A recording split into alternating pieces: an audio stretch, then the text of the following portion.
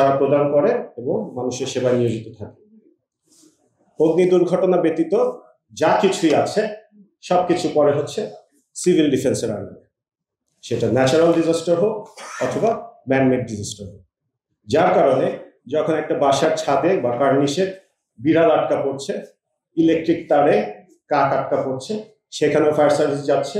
একটা মানুষ বা কুকুর ড্রেনের মধ্যে পড়ে যাচ্ছে, সেখানেও ফায়ার সার্ভিস যাচ্ছে। সো ভূমিকম্প হলে ফায়ার সার্ভিসকে প্রথম সাড়াদান প্রদানকারী প্রতিষ্ঠান হিসেবে অবশ্যই যেতে হবে। আমাদের মটোই হচ্ছে গতি সেবা ত্যাগ।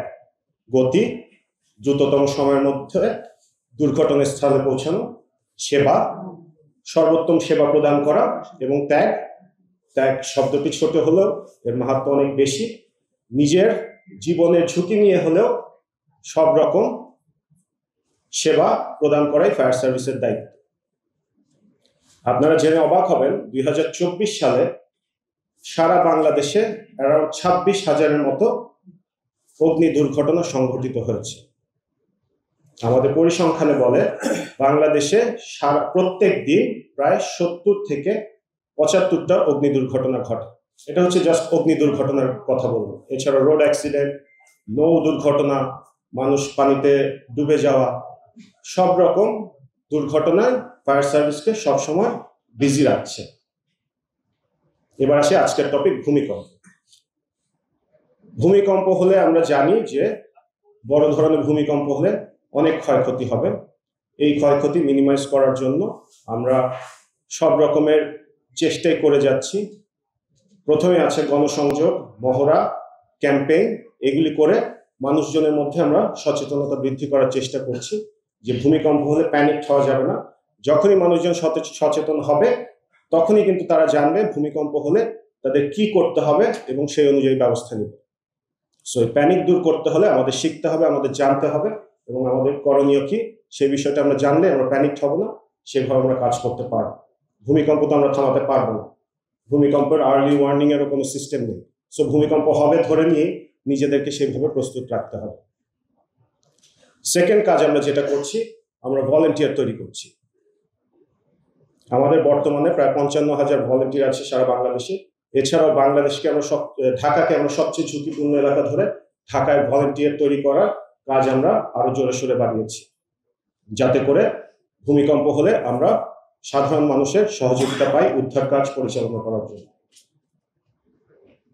তারপর আসি থার্ড, আমরা special search and rescue team তৈরি করেছি যারা কোলাপস স্ট্রাকচার সার্চ অ্যান্ড রেস্কিউতে এক্সপার্ট, এবং সেই টিমটা আমাদের পূর্বাচল মাল্টিপারপাস স্টেশনে আছে। যখনই প্রয়োজন, যেখানে প্রয়োজন হবে তারা দ্রুত সময়ের মধ্যে মুভ করে সেখানে সার্চ অ্যান্ড রেস্কিউ অপারেশন পরিচালনা করতে পারে। আমরা আরেকটা কাজ করেছি, সেটা হচ্ছে আমাদের ভূমিকম্প রিলেটেড যত উদ্ধার যন্ত্রপাতি রয়েছে সবকিছুকে আমরা ডিসেন্ট্রালাইজ করেছি। ঢাকার বিভিন্ন জায়গায় আমরা এই ইকুইপমেন্টগুলি প্লেস করেছি, যাতে একটি এরিয়া যদি এফেক্টেড হয় আমরা অন্য এরিয়া থেকে সাপোর্ট নিতে পারি।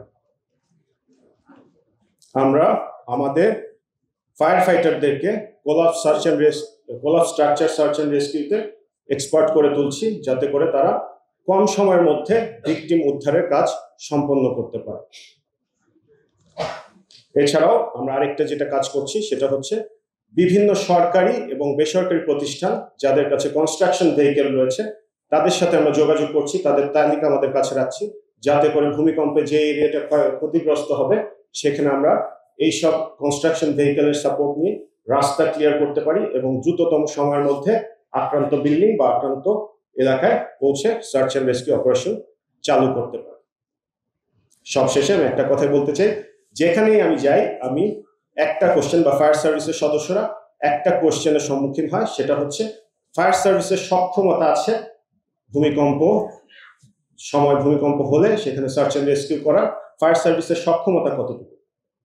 আমি বলতে চাই ফায়ার সার্ভিসের সক্ষমতা ডিপেন্ড করে একটা দুর্ঘটনার মাত্রা কিরকম এবং সেখানে ক্ষয়ক্ষতির পরিমাণ কিরকম।